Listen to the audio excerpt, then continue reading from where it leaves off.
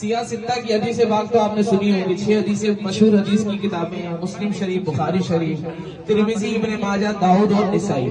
تو داؤد کی اور نسائی شریف کی حدیث پاک ملتی ہے، جناب سعد رضی اللہ تعالیٰ عنہ حضور کی بارگاہ میں آئے، حضور سے عرض کرنے لگے یا رسول اللہ صلی اللہ تعالیٰ علیہ وسلم، محبوب میری والدہ ماجدہ فوت ہو چکی ہے، میری والدہ ماجدہ فوت ہو چکی ہیں، حضور یہ ارشاد فرمائے میں ان کے لیے کیا احسان ثواب کروں، کیا صدقہ کروں؟ اگر وہ زندہ ہوتی ضرور صدقہ کیا کرتی، آپ مجھے یہ ارشاد فرمائیں اس وقت میرے لیے صدقہ کرنا کون سا افضل، کون سا صدقہ کروں؟ جناب مصطفیٰ کریم علیہ السلام نے حضرت سعد رضی اللہ تعالیٰ عنہ سے ارشاد فرمایا ہے سعد، اس وقت جو ہے مسلمانوں کو کنویں کی ضرورت ہے، پانی کا کنواں موجود نہیں ہے، چنانچہ تم اپنی ماں کے لیے کنواں کھدوا دو، جتنے مسلمان اس کنویں سے پانی پیئیں گے تمہاری ماں کو اس کا ثواب پہنچتا رہے گا۔ اب یہ اصالِ ثواب کی دلیل کہاں سے ملی؟ بھائی عقیدہ وہی جو صحابہ کا عقیدہ، صحابہ کے عقیدے سے ہم نہیں ہٹیں گے۔ یہ طریقہ کون بیان کر رہے ہیں؟ صحابہ نے حضور سے پوچھا، حضور میری والدہ ماجدہ فوت ہو گئی ہے، مجھے بتائیے کہ میں کیا کروں؟ سرکار فرماتے ہیں سعد اپنی ماں کے لیے کنواں کھدوا دو، تمہاری ماں تو دنیا سے چل گئی ہے، لیکن جب تک مسلمان اس پانی سے پیتے رہیں گے، اس کنویں سے پانی پیتے رہیں گے، تمہاری ماں کو اس کا ثواب پہنچتا رہے گا۔ آج جو کہتے ہیں کہ اللہ اور اس کے رسول کے نام کا لنگر کھانا گویا کہ معاذ اللہ بدعت شرک ہے، صرف اللہ کے نام کی نیاز ہو اور کسی کی نام کی نیاز نہ ہو۔ میں ان سے یہ سوال کرتا ہوں، یہ جو کنواں کھدوایا ہے مصطفیٰ کریم علیہ السلام نے حضرت سعد رضی اللہ تعالیٰ عنہ کو یہ کہہ گئے کہ اپنی ماں کے لیے پانی کا کنواں کھدواؤ، کہ اس وقت حالت جو تھی پانی میسر نہیں تھا، پانی بڑی مشکلوں سے مل رہا تھا، مسلمانوں کی حالت زار کافی کشمکش میں تھی۔ اب جب وہ کنواں کھدوا لیا، اس پانی سے سب سے پہلے مصطفیٰ نے پیا، پھر مصطفیٰ کے صحابہ نے پیا، یہاں تک کہ جانے والے جاتے ہیں کہتے ہیں اب بھی وہ کنواں موجود ہے، اس میں سے مسلمان پانی پیتے ہیں۔ اب ثواب کس کو پہنچے گا؟ ہاذِہِ لِأُمِّ سعد، یہ حدیث پاک کے الفاظ ہیں کہ یہ کنواں جو ہے سعد کی ماں کے لیے، جب تک مسلمان اس سے فائدہ حاصل کرتے رہیں گے یہ ثواب گویا کہ سعد کی ماں کو پہنچتا رہے گا۔ اور جنہوں نے یہ طریقہ بتایا میرے مصطفیٰ کریم حضور کی بارگاہ میں بھی یہ ثواب پہنچتا رہے گا۔ تو چنانچہ اصالِ ثواب کا ثبوت قرآن و حدیث سے ملتا ہے، اور اس کا انکار کرنے والا گویا کہ قرآن و حدیث کا انکار کر رہا ہے۔ اب مزید یہ سوال کرنے والے کرتے ہیں بھائی یہ 40واں تیجا نظر و نیاز یہ کہاں سے ثابت ہے؟ تو ان سے یہ عرض ہے، یہ اس کا اس بات پوچھتے ہیں اصالِ ثواب کے اندر نظر و نیاز کے اندر کیا پڑھا جاتا ہے؟ قرآن پڑھا جاتا ہے، فاتحہ پڑھی جاتی ہے، اخلاص پڑھی جاتی ہے، سورہ اخلاص پڑھی جاتی ہے، یہی چند چیزیں ہوتی ہیں جو پڑھی جاتی ہیں، اور اس کا ثواب سب سے پہلے کس کے نظر کیا جاتا ہے؟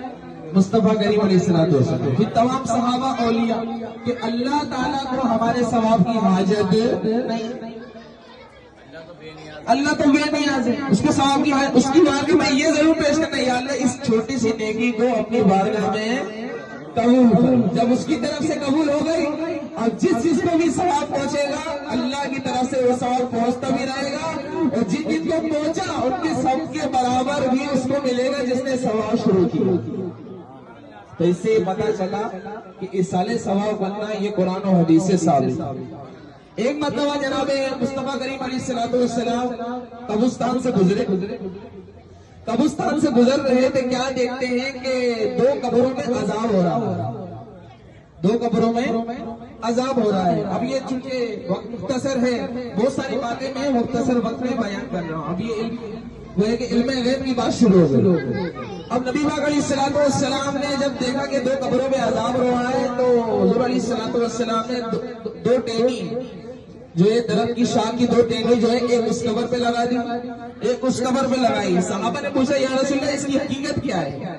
اب صحابہ تو صحابہ تھے، جو بھی حضور کرتے صحابہ وہ معلومات دیتے، حضور یہ آپ نے جو عمل کیا ہے اس کا فائدہ کیا ہے؟ کیونکہ وہ صحابہ تھے نا، وہ عمل پوچھنا چاہتے تھے، کیونکہ ہمیں اللہ کا طریقہ راستہ کس نے بتایا؟ مصطفیٰ نے بتایا۔ جو کہتے ہیں کہ نظر و نیاز غلط ہے، ذکر فاتحہ غلط ہے، تو ان کو چاہیے کہ پھر وہ کسی اور کی عبادت کیا کریں، کیونکہ اللہ کا راستہ بتانے والے ہمارے مصطفیٰ ہیں۔ اللہ کا راستہ جنہوں نے بتایا ہمارے مصطفیٰ ہیں۔ تو اب کیا ہوا کہ جب وہ 2 شاخیں ٹانگی، لٹکا دی، قبر میں گاڑ دی، تو صحابہ نے پوچھا یا رسول اللہ یہ عمل کیے کہاں سے ثابت ہے، مطلب یہ اس کا فائدہ کیا ہے؟ تو نبی پاک علیہ الصلوۃ والسلام نے ارشاد فرمایا ان 2 قبروں میں عذاب ہو رہا تھا، ایک جو ہے پیشاب کی چھینٹوں سے نہیں بچتا تھا، دوسرا چغلی کھاتا تھا، میں نے یہ شاخیں گاڑ دی، جب تک یہ تر رہے گی عذاب میں تخفیف یعنی کمی کی جائے گی۔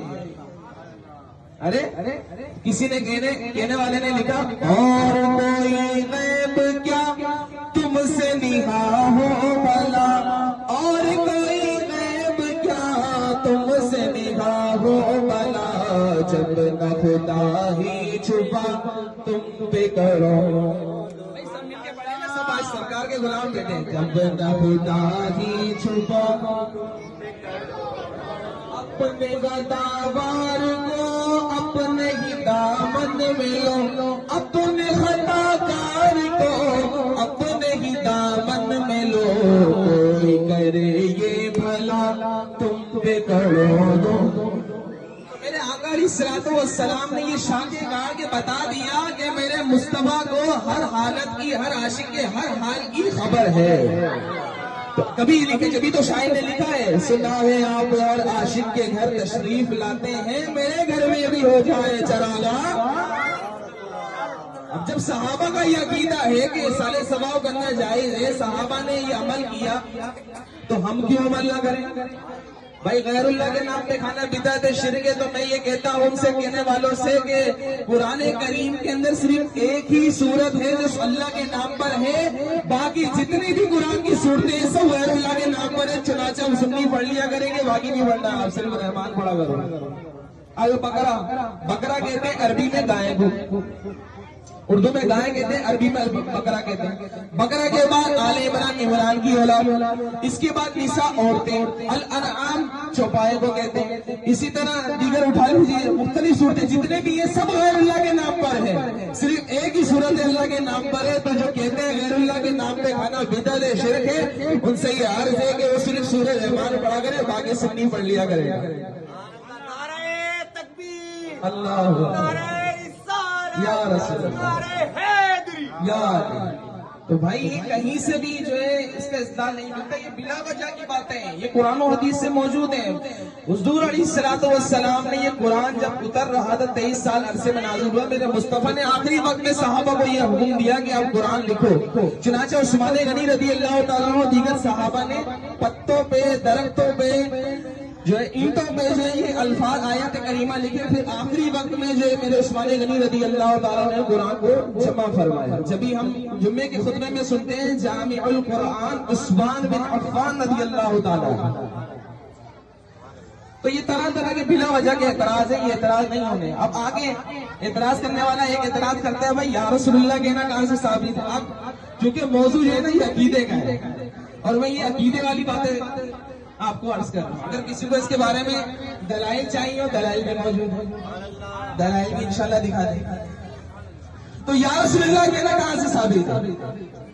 حضرت خالد بن ولید رضی اللہ تعالیٰ عنہ کا ایک لشکر ہوا، چلو صحابہ کا طریقہ بتا دیتے ہیں، صحابہ کے طریقے سے گویا کہ سمجھ میں آ جائے۔ اب جب صحابہ کا کیا کہتے ہیں، خالد بن ولید رضی اللہ تعالیٰ عنہ ایک جنگ میں گئے، دیکھا کہ وہاں منافقین ہو یا مسلمان، کہتے ہیں کہ منافق جو ہوتا ہے نا، منافق اس کا جہنم میں سب سے نچلا درجہ ہوگا کہ وہ جہنم میں جائے گا، کہ کافر تو بظاہر کافر ہوتا ہے وہ تو نظر آ جاتا ہے، لیکن منافق ہے نا وہ نظر نہیں آتا، دل میں بغض اناد ہے۔ حضور کے دور حضور کے زمانے میں بھی ایسے منافقین ہوتے تھے کہ حضور نے ان کا نام لے لے کے مسجد سے اٹھایا اور باہر نکالا ہے، صدیق عمر ان کو نکالو یہاں سے، یہ ایمان نہیں لائے، بظاہر ایمان والے ظاہر ہوتے ہیں لیکن اندر سے ان کے دل میں اسلام کے خلاف کیا ہے، بغض و اناد ہے۔ اب کیا ہوا کہ حضرت خالد بن ولید رضی اللہ تعالیٰ عنہ ایک جنگ میں جا رہے ہیں، اب فرق کرنا مشکل ہو گیا بھائی مسلمانوں کے لوگ کون ہیں، منافقین کے لوگ کون ہیں۔ تو اس وقت جناب خالد بن ولید رضی اللہ تعالیٰ عنہ نے یا محمد کا نعرہ لگایا تھا، اس سے منافقین اور مسلمان کا فرق ہو گیا، یہ محمد کا نعرہ لگا کے گویا آپ کو فتح نصیب ہوئی تھی. تو خالد بن ولید نے کون سا نعرہ لگایا تھا؟ یا محمد یا محمد. اب قرآن نے یہ بتایا، جب آپ نے یہ ارشاد فرمایا، اس کے عرصے بعد حضور علیہ الصلوۃ والسلام کیونکہ یا محمد کہہ کے منافقین آپ کا مذاق